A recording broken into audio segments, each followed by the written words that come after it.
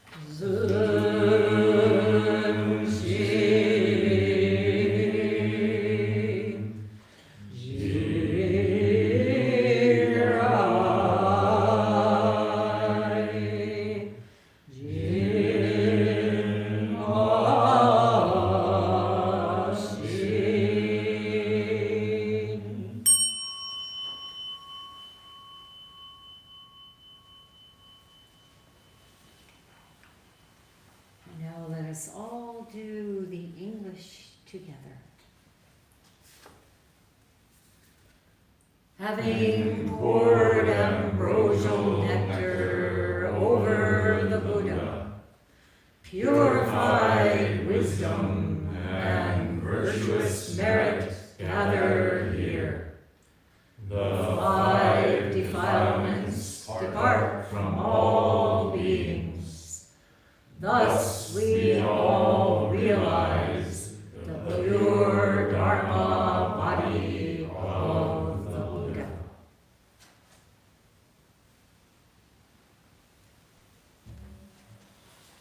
Please stand.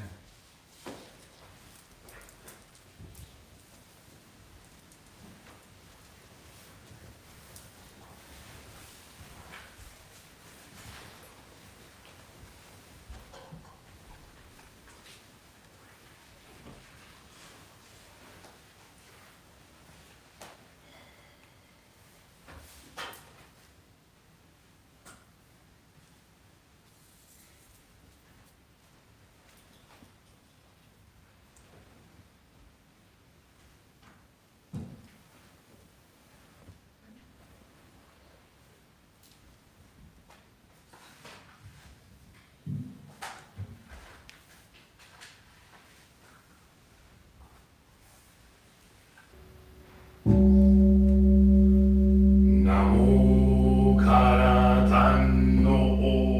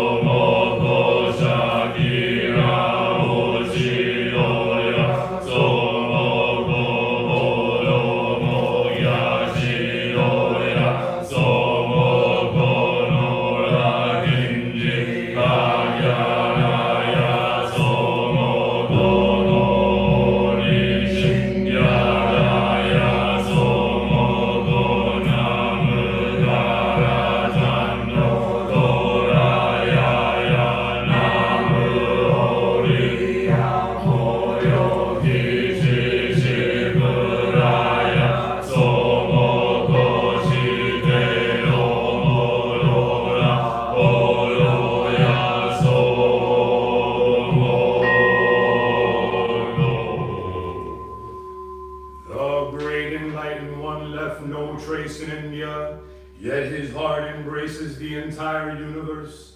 His brilliance pervades all realms, shining right here now. On this 10th day of April 2021, we celebrate the holy birth of our great teacher, Buddha Shakyamuni, offering incense, flowers, light, and tea, with chanting of the verse of ambrosial nectar and great compassionate Dharani. Lowering our heads in gratitude, let us request his wondrous guidance. May all beings be free from suffering. May all beings awaken.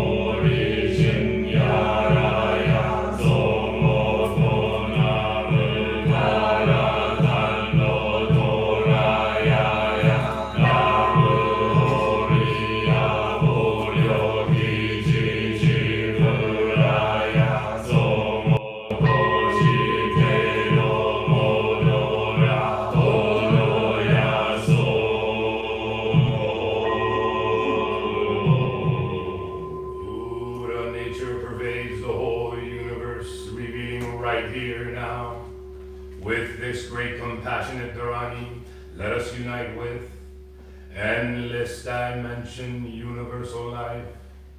Buddha Shakyamuni Nyorai, Monju Dai Bosatsu, Fugen Dai Bosatsu, Namu Sanze Sanzen Sho Butsu, Buddha Shakyamuni Dai Osho, Borai Darumadai Shidai Osho, Renzai Gigen Zenji Dai Osho, Kakuan Shion Zenji Dai Osho, Jion Zenji Dai Osho, Mugai Nyodai Zeni Dai Osho, Hakuen Nikaku Zenji Dai Osho, Ryoga Kutsu Soen Zenji Dai Osho, Hanya Kutsu Genpo Zenji Dai Osho, Tozu Kaisan Muishitsu Eiro Zenji Dai Osho, Tozu Inen Kaisan Choran Yogin Zenji Dai Osho. Past, present, future, all Buddhas, Bodhisattvas, all ancestral teachers, Dai Osho. Let true Dharma continue, universal Sangha relation become complete.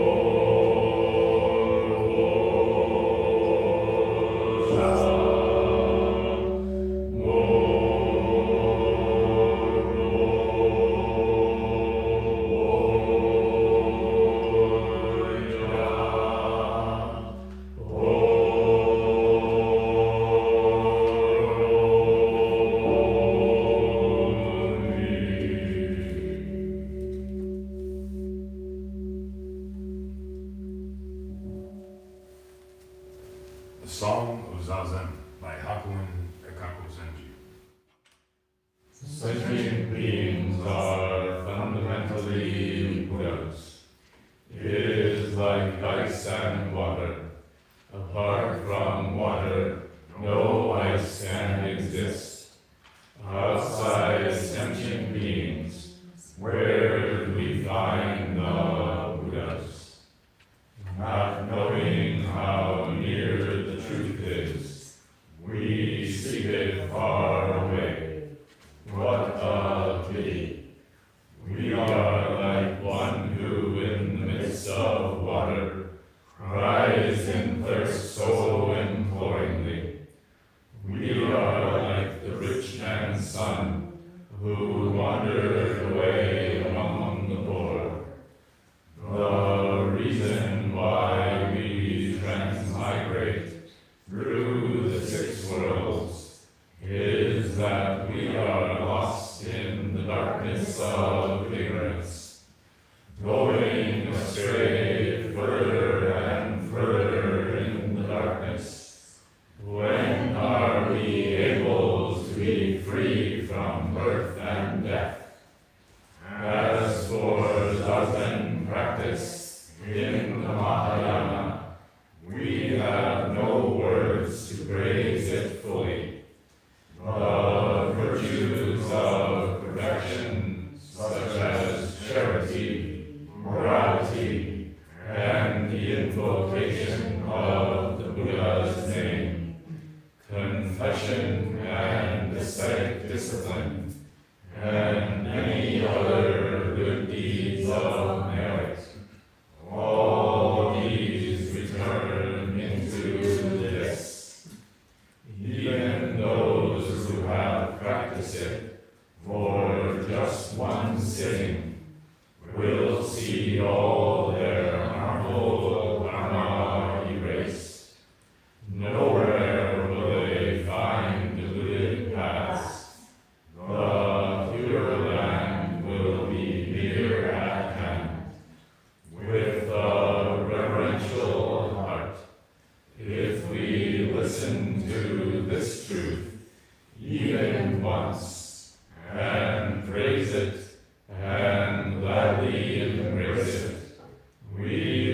will surely be blessed most infinitely. But if we concentrate within and testify to the truth that self-nature is no nature, we have really gone beyond foolish talk. The gate of the oneness of cause and effect is open. The path of non-duality runs straight ahead. To regard the form of no form as form, whether going or returning, we cannot be any place else. To regard the thought of no thought as thought, whether singing or dancing, we are the voice of the Dharma. How boundless the clear sky of the mind, how transparent the perfect moonlight of the fourfold wisdom. At this moment, what more need we seek? As the truth eternally reveals itself, this very place is the lotus land of purity. This very body is the body of the Buddha.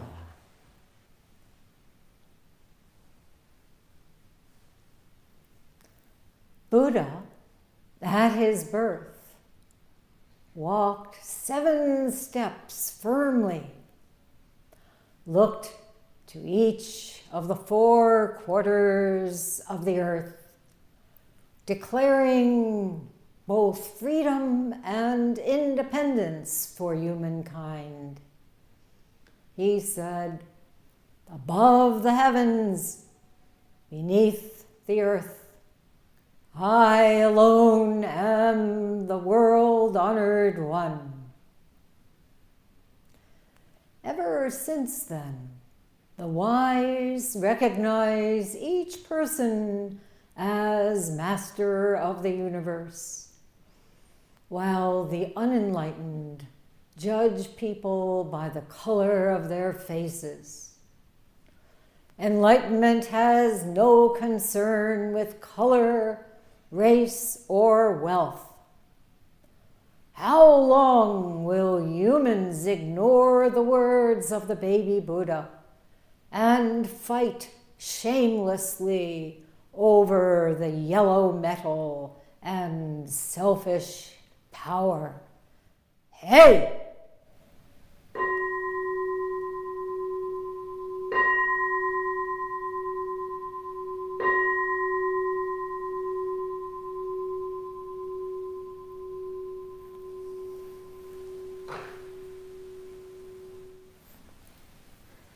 Happy birthday. Happy birthday.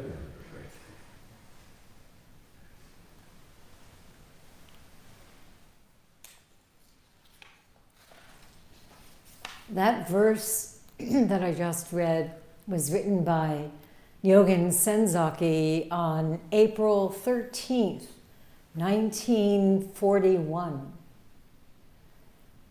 So just 80 years ago. A time of global hostilities and great consternation and uncertainty, not so different from this era that we are in.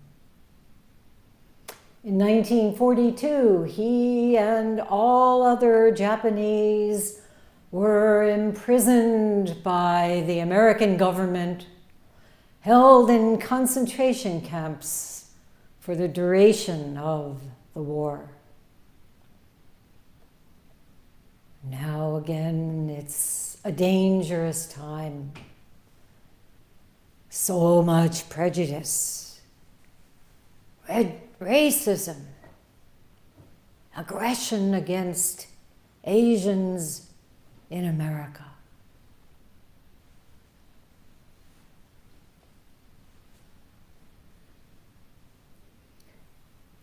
It's been 2 years since I could be here in person for Buddha's birthday.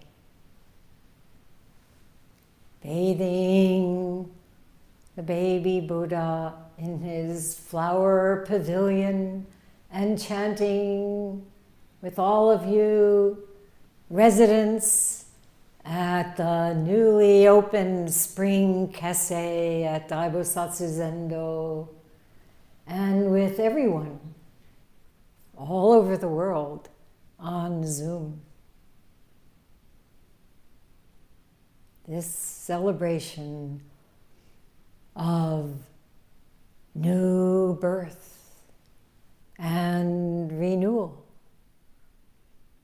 springtime, Holy Days, Easter, and Passover just before Buddha's birthday. And Passover continued for us here at the monastery. Our esteemed Tenzo monk became a Yiddish mama and served us matzo ball soup, delicious kugel, and apples with walnuts and raisins, harosas.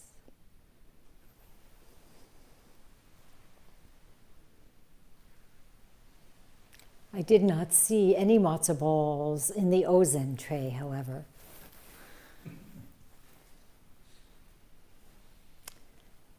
In our dedication, this verse, we recited, having poured ambrosial nectar, pure water from Beecher Lake, the 5 defilements depart from all beings. What are these 5 defilements? Anyone? Anything you've noticed lately?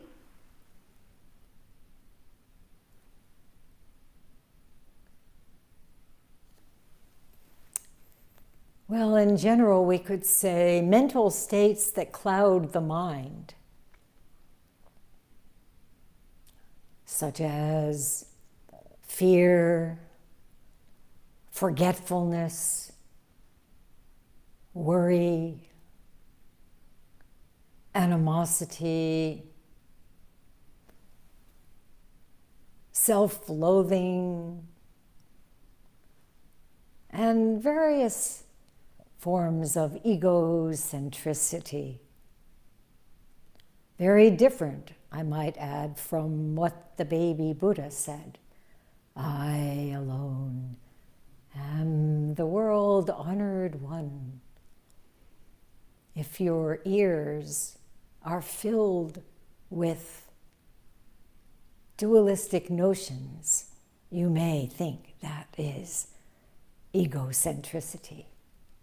No.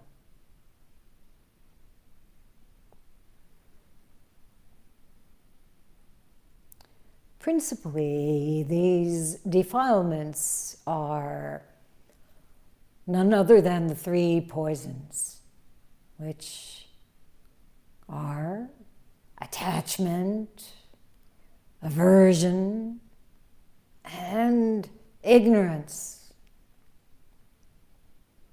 And now that we have bathed the baby Buddha and recited that verse, where are they? Gone! Gone! No more defilements. Feel that? Good. So, with this ceremony, we all realize the pure Dharma body of the Buddha. This is the Dharmakaya of the Buddha, a pure Dharma body, revealed in Nirmanakaya, his taking birth human birth for our sake. Right here, on this great Bodhisattva mountain.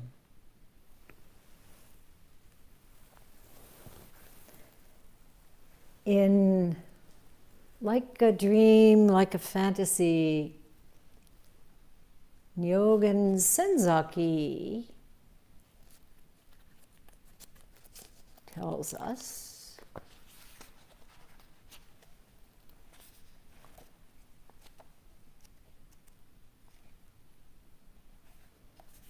this place,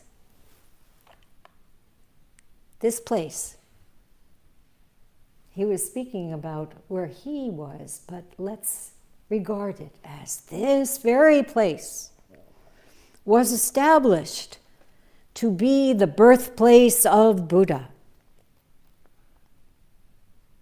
What does that mean? You are here. You are being born. Endlessly arising. Yes, endlessly. He says, we do not want to raise butterflies here. Oh, I think I'll go to this Zendo, and then maybe I'll try another one, and then maybe I'll try, Vipassana, maybe for a week or so, and then I'll go to check out that new yoga retreat. And we do not want to raise butterflies here. They fly from one teaching to another.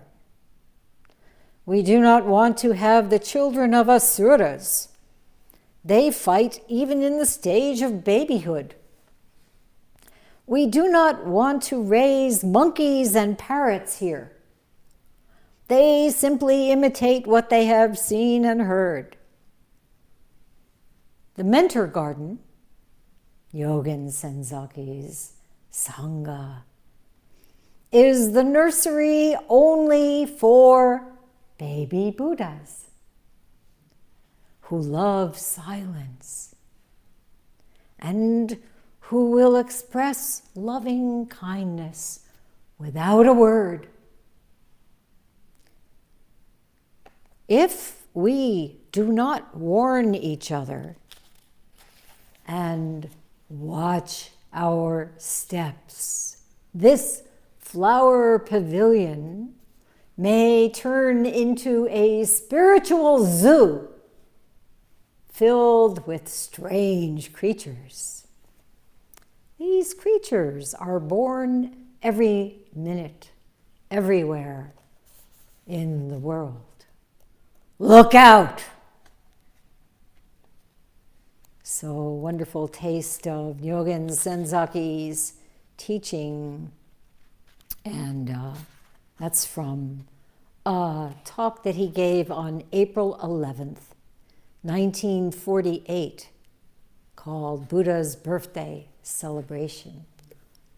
And of course, we will have Nyogen Senzaki Sesshin coming up in just about a month. Now, most of you, I'm sure, are familiar with the story of the Shakyamuni Buddha's birth, Siddhartha Gautama. His mother, Lady Maya, with her retinue, returning to her family home to have her baby. But on the way, saw this beautiful flower garden, the garden of Lumbini, and reached up to grasp a bough filled with blossoms. And just then, her time came, and the baby was born. So easy. And as legend goes, he walked 7 steps, north, south, east, west, walking from the center to each direction, then returning to the center.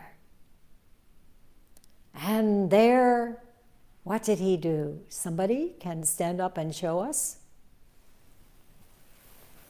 Baby Buddha, go ahead. Take it away.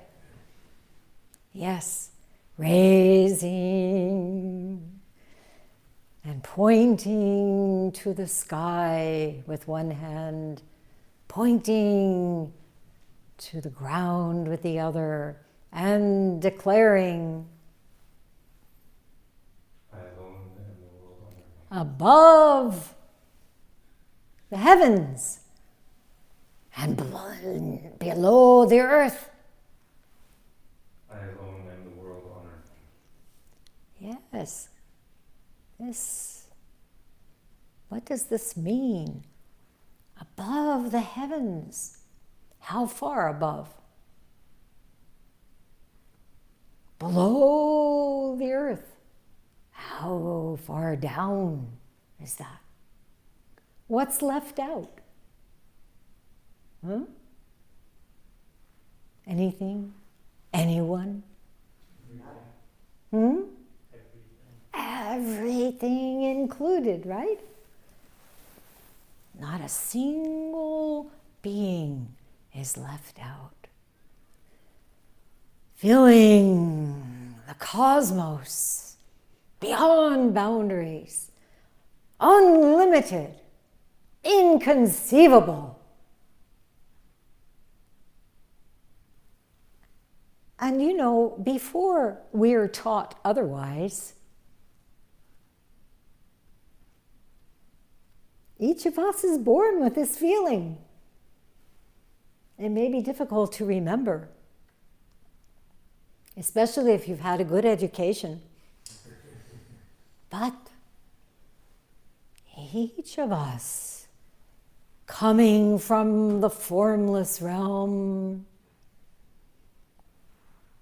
growing in the womb, emerging with a great cry, "Here I am!" Taking that first breath and exhaling, declaration of independence.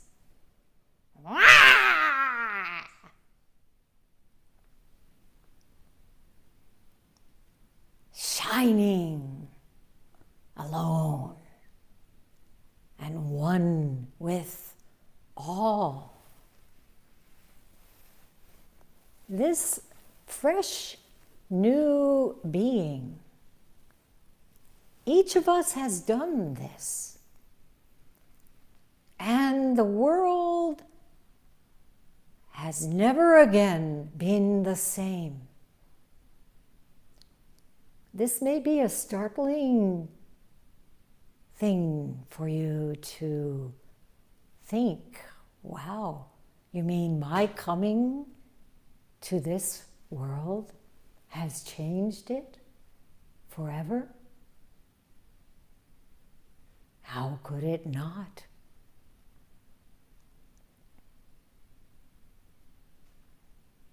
All of life is interdependent.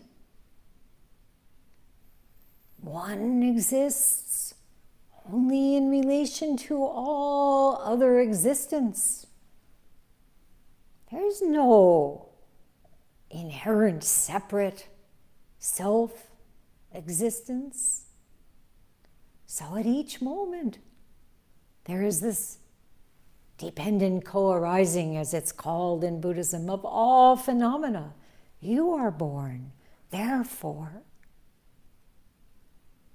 something happens in this world. So, I alone, truly this is, to understand this, because of this, relationship is happening. I alone. I all one.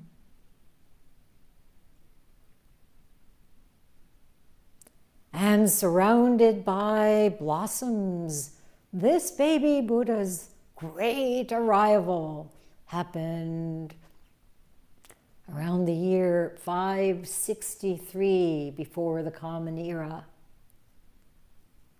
How about you?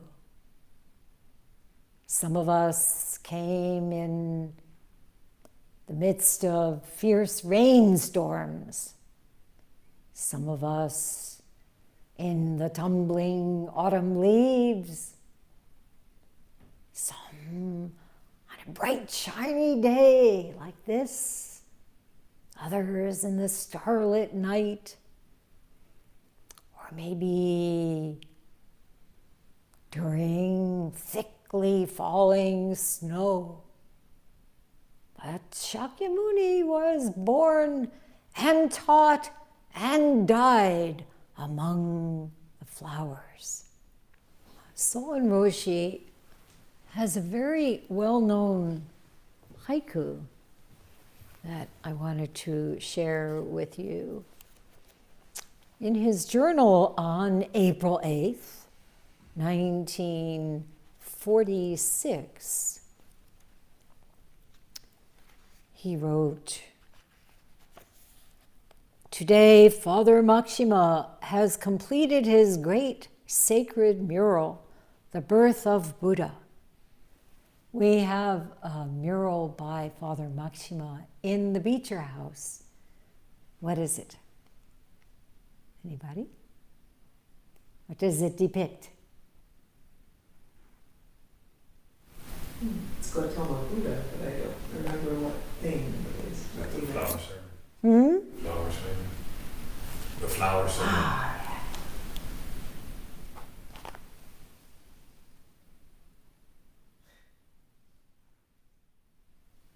Is anybody smiling? Depicts the first transmission.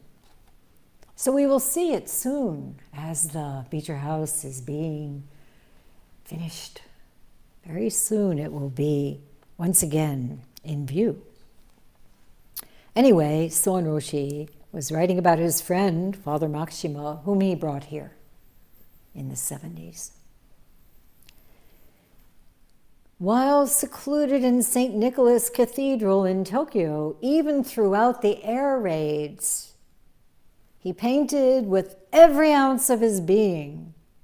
To celebrate the completion of the mural, a bunch of artists got together.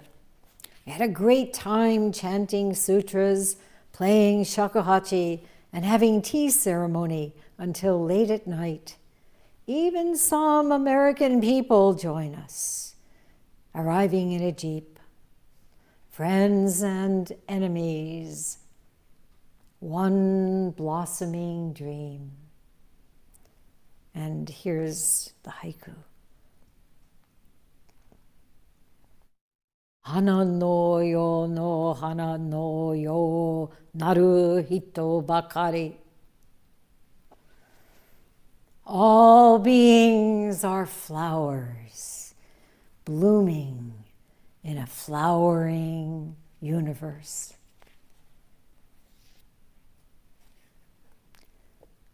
Well, it seems that a seer, royal fortune teller, had prophesied that the baby would either be a great ruler or a great spiritual renunciate. He was given the name Siddhartha, which means he whose purpose in life has been attained. Now, of course, for the parents, that purpose was envisioned as the great ruler. Someone who would bring together all the various small nations around them and rule over them all. As Eknath Eswaran put it in the Dhammapada, King Shuddhodana had little interest in seeing his son and sole heir wander off into the forest in search of truth. Now, just a few days after Siddhartha's birth, his mother, Lady Maya, passed away. His father, the king, and his aunt, Yasudhara, made sure that the prince had every luxury. The palace was surrounded by fragrant rose bushes, and they kept him from seeing anything that could cause him distress that might lead toward a spiritual quest. But when just a few days old, he had experienced the loss of his mother. So many of us have been drawn to this path because of such a loss, or on the path, having already begun this practice and losing a dear one, and strengthening in our resolve. There's such a sharp sense of transience. Think about Nyogen Senzaki as a baby found next to his mother's corpse. Think about Wenang Eno, the sixth ancestor, who lost his father. And so in Roshi too, his father passed away when he was young. And I was a year and a half old when my father was killed in Germany in March 1945, just before the end of World War II.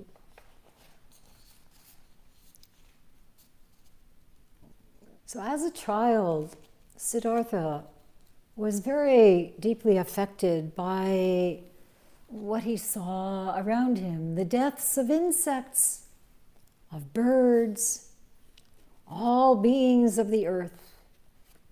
And one day, Eswaran tells the story, at the age of 7 or 8, he went to the annual plowing festival where his father ceremonially guided the bullocks in plowing the first furrow.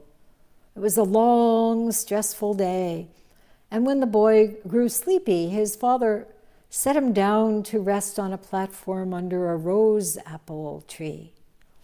When they returned, hours later, they found him seated upright in the same position as they had left him.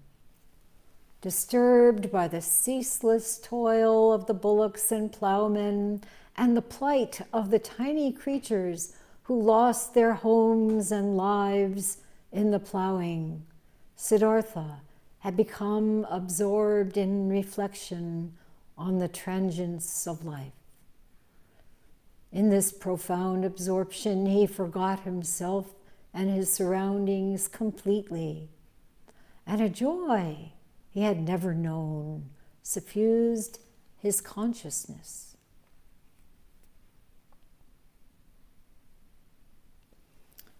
Even though this experience of joy took place, he still had a piercing sense of impermanence, and one day, deeply troubled, wanting to understand, he went out from the palace and he saw what his parents had hoped to shield him from, which was someone who was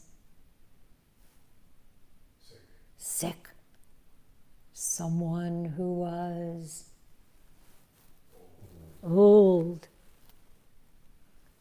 someone who had died, and an ascetic sitting in meditation. He had to find out for himself what was the purpose of his life. It was springtime. He sat down under a fig tree, resolved not to get up until he awakened to the truth. And such deep samadhi that even Mara's armies couldn't sway him from his determination. And at last, this is Iswaran again.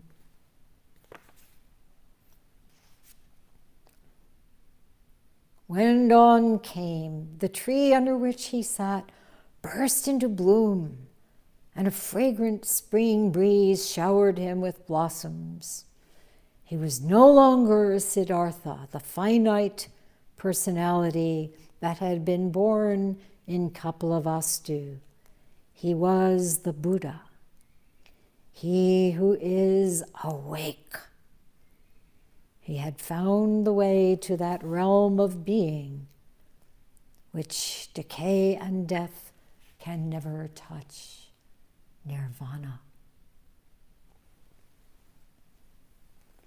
And he began to teach. He delivered his first sermon at the deer park near Varanasi.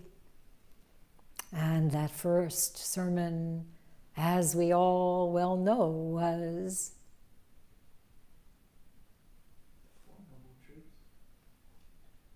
so when you are thinking, I alone am the world-honored one, and you say, Four Noble Truths, I don't believe it. The Four Noble Truths. Oh, much better. All right. Yes, the Four Noble Truths. One of the truths really is, there is dukkha, and part of dukkha is lack of self-confidence, or fear of making a mistake. Shout it out. So mistakes, wonderful, everybody can clap and dance because you made it for them. It's wonderful, everyone appreciates the mistake.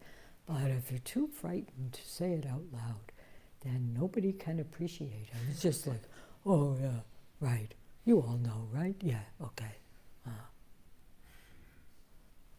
So number one, the fact of dukkha. This is usually translated as suffering. It can be dissatisfaction.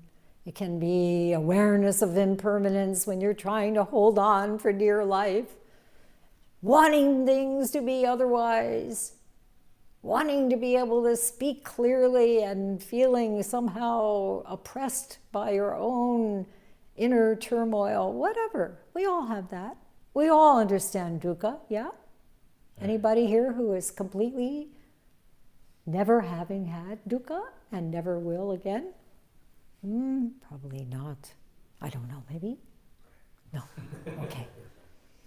So the second noble truth is understanding.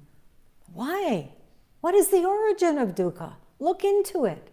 That's our practice, right? What is it? What do we see when we look into it? Confusion. Confusion, sure. What am I supposed to do? How come I didn't understand what, blah, blah, blah, blah. It goes on and on and on. That little wheel, hamster wheel we get on.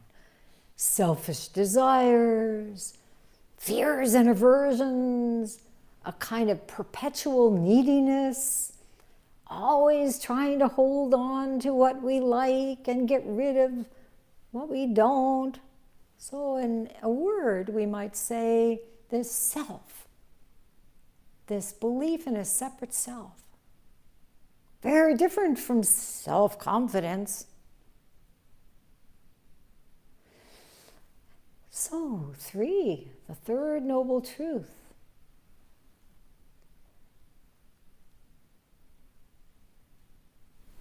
There is an end to suffering. Oh, I was just showing it to you.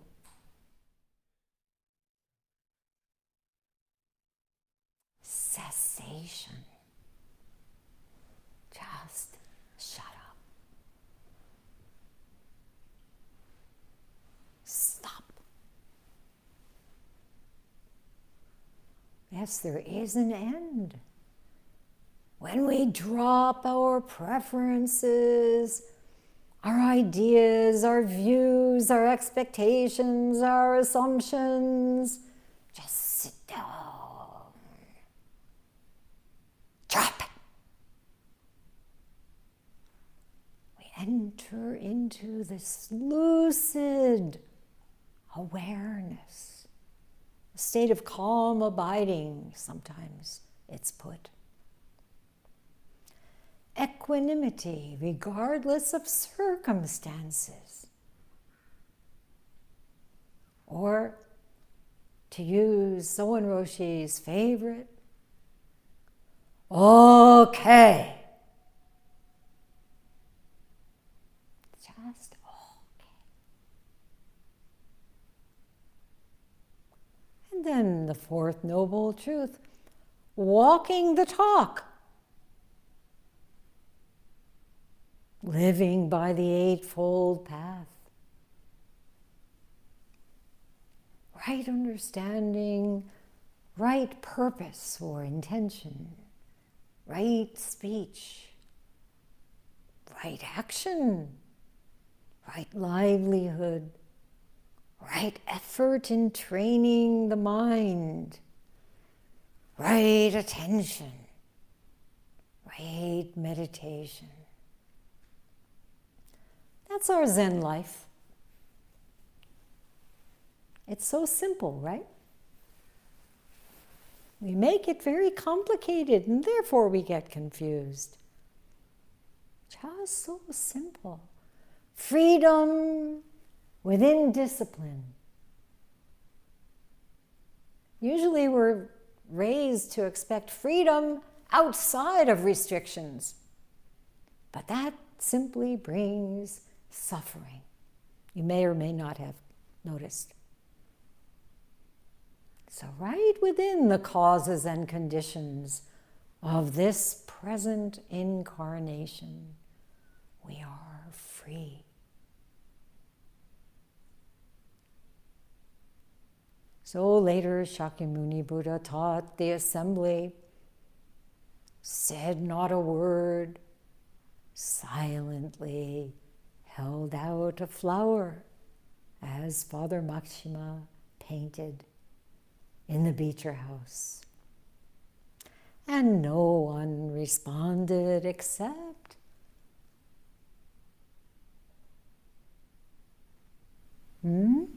Mahakashapa. Mahakashapa, yes, who was somehow truly seeing the flower. Everybody, please look at the Buddha's flower pavilion. You don't have to keep looking because it will hurt your neck since you're facing me. But just taking a quick glance, does anyone see the smile?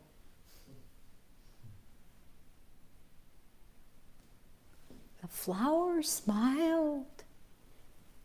Mahakashapa smiled. This. The first transmission occurred so organically and in like a dream, like a fantasy, there's a brief description of Subhuti, who received, as you know, received the Buddha's teaching in the Diamond Sutra.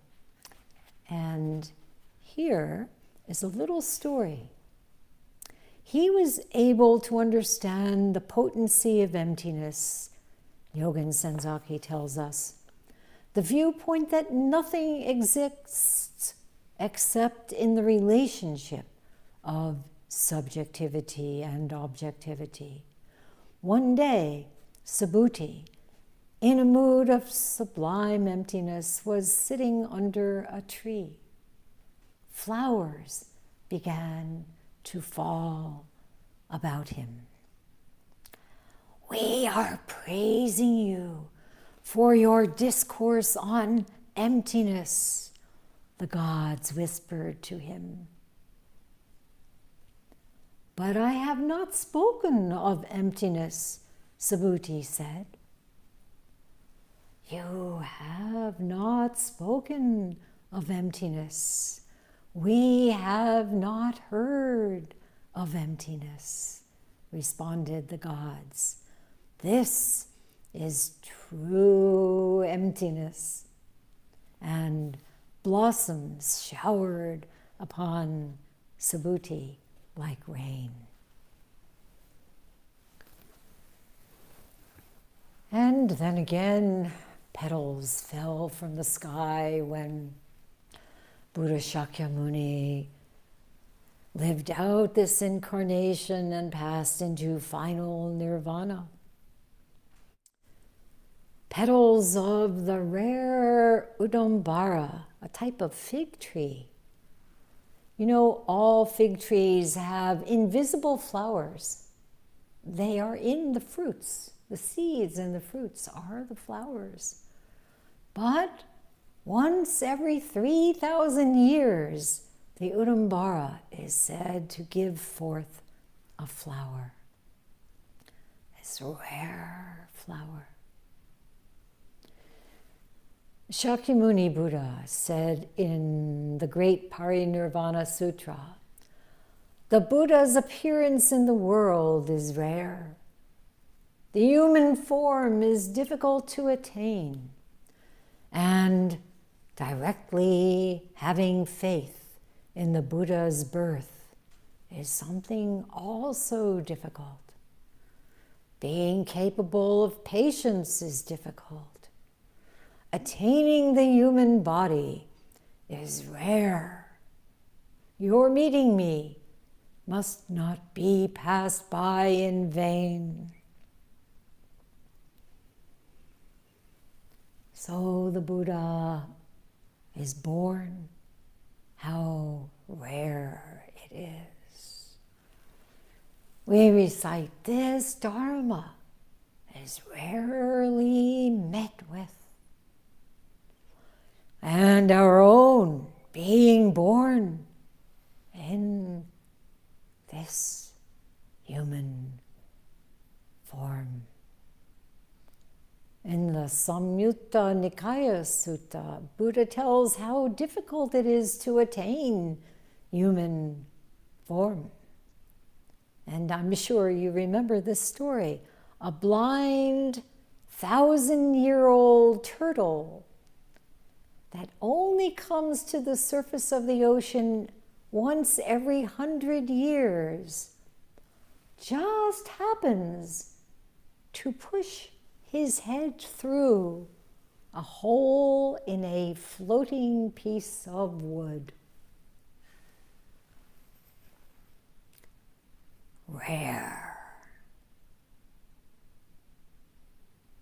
So now that the Buddha has appeared in this world and has given his teachings, and now that we have attained this human form, what about having faith in the Buddha's birth?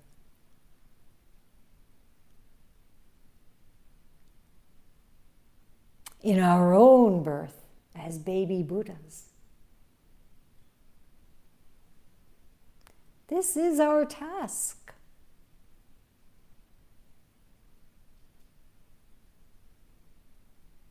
directly having faith in the Buddha's birth requires great patience, persistence in your practice, slowly developing trust in what we cannot see or define. Just sitting, just being ordinary.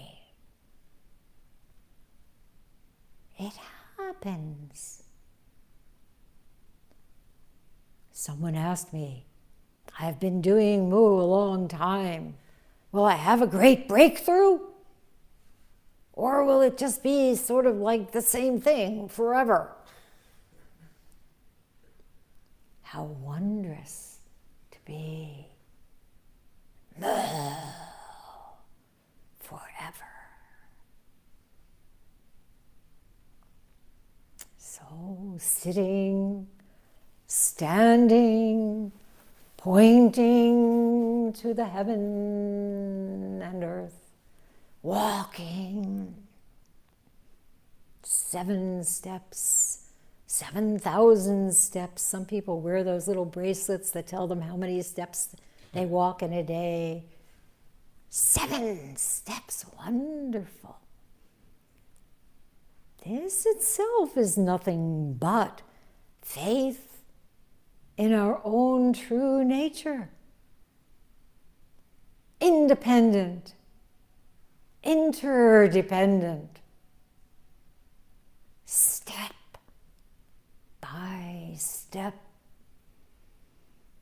breath by breath. Nothing to force. There is nothing to do. Just keep on. And it blossoms in its own time. This readiness of time.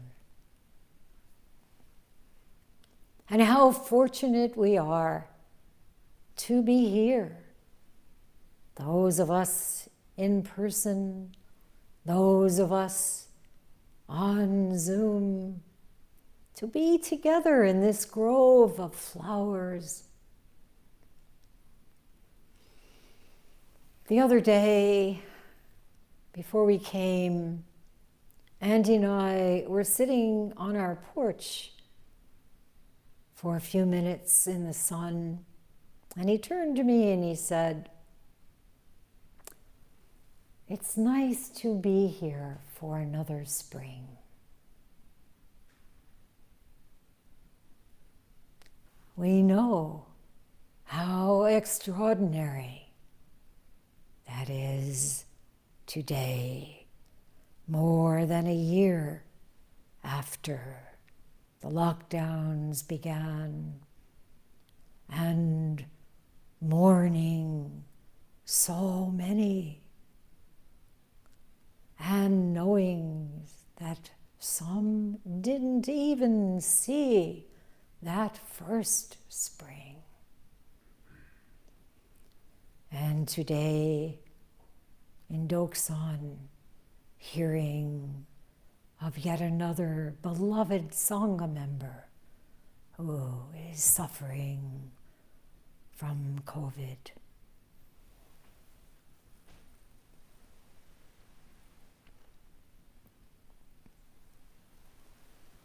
So, with gratitude for our lives continuing in this time, we vow to live with purpose.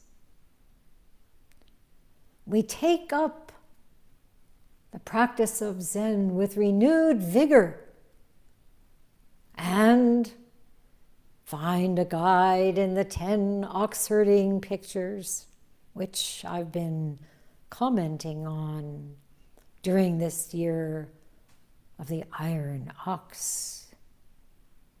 We've searched for the ox, not realizing that it has been here all along.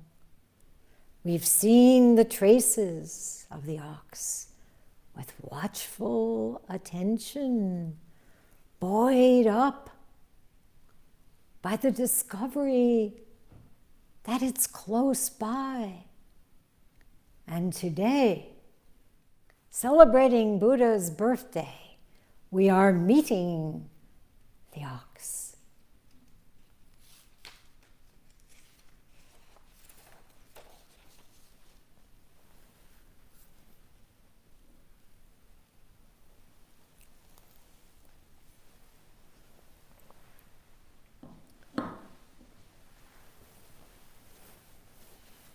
In his preface to this third ox herding picture, Jion Osho says, through sound you gain entry. By sight you face your source. The six senses are not different. In each daily deed, plainly there, like salt in water or glue in paint. Raise your eyebrows. It is none other. With eyes to see, with ears to hear, as the expression goes. Anything when we're not caught up in projections and daydreams. Projections, oh, what's the ox look like? How will I know when I see him? Expectations, when we're not caught, then anything, everything can be the trigger for awakening. But we can't plot it out. So we go into deep samadhi in Sesshin. And we come out of Sesshin and we see something, hear something from that clear mind. It's not a matter of if I do this, then I will see. For Shakyamuni Buddha, it was what? The morning star.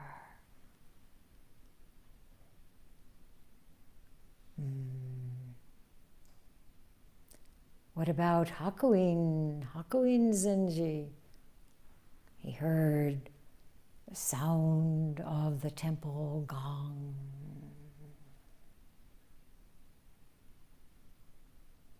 Kyogen, waking, a little piece of broken tile struck a bamboo stalk.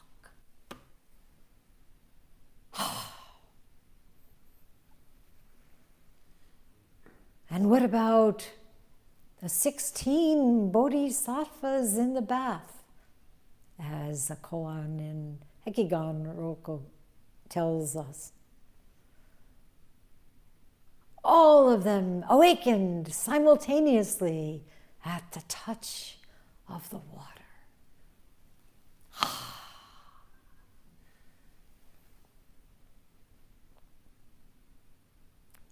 Many, many stories about awakenings. And if you think, okay, the next bath I take, it probably will not be the case. Maybe if you invite 15 others, I don't know. The point is, when we are really practicing, it is rapt, R-A-P-T, rapt attention. And then a sound comes. You are gone.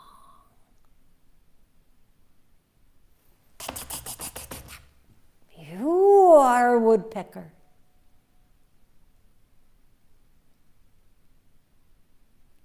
When your fully present Buddha activity is revealed through all the senses, all the aspects of what we call consciousness. Yamada Mumon Roshi said, when subject and object are one, there the ox comes trotting along. But how can you say it's there? There's no there there.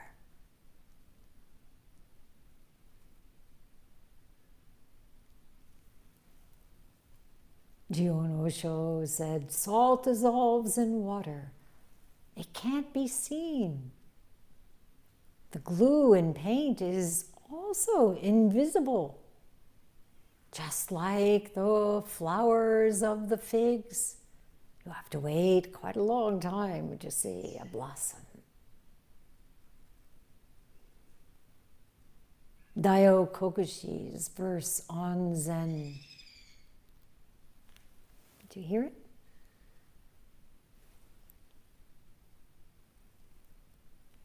He used words. There is a reality even prior to heaven and earth. Indeed, it has no form, much less a name. It allows itself to be perceived only by the clear-eyed. If you seek it by form, by some idea of how it will arrive, what it will look like, you'll miss it. And even all of these wonderful scrolls and paintings and poems and commentaries are just expedient means. Like Yamakawa Roshi's Shikishi with the painting of the ox in the hallway outside the meeting room. If you look for that ox, he's long gone. What does this reality, this true nature, really look like? So we have Kakuan's verse. In the trees, nightingales sing and sing again. Just a moment again. Here. Did you hear the ox?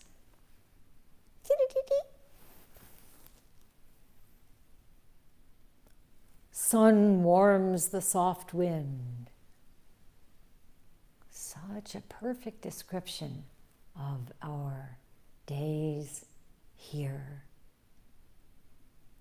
Feeling that sun warming the soft wind. Green willows line the bank. Not yet.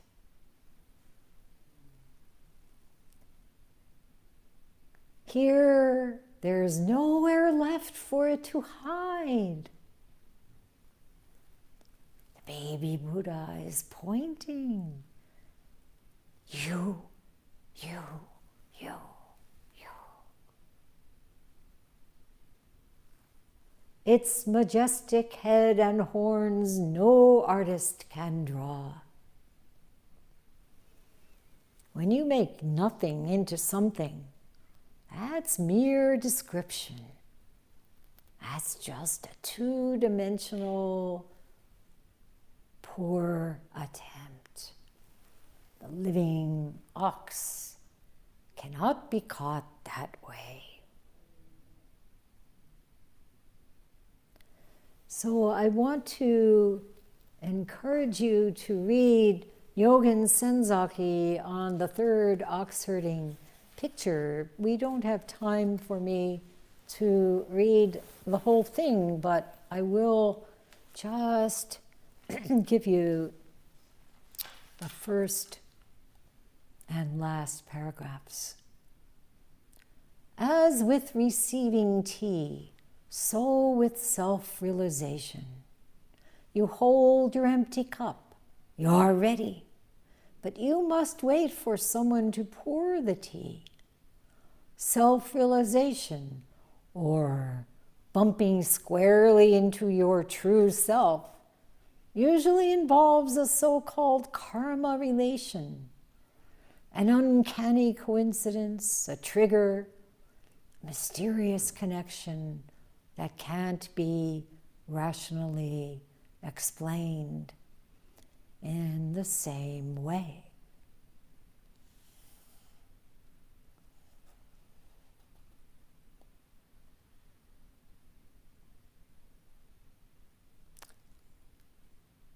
Instead of seeking out your karma relation, devote yourself to constant meditation with no desire for attainment.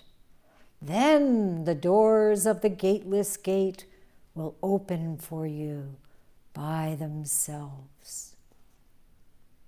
Each of us should strive to be the master of our own mind and body, to govern our environment in a peaceful manner, to lead a pure and unselfish life, and to be kind and helpful to our fellow beings.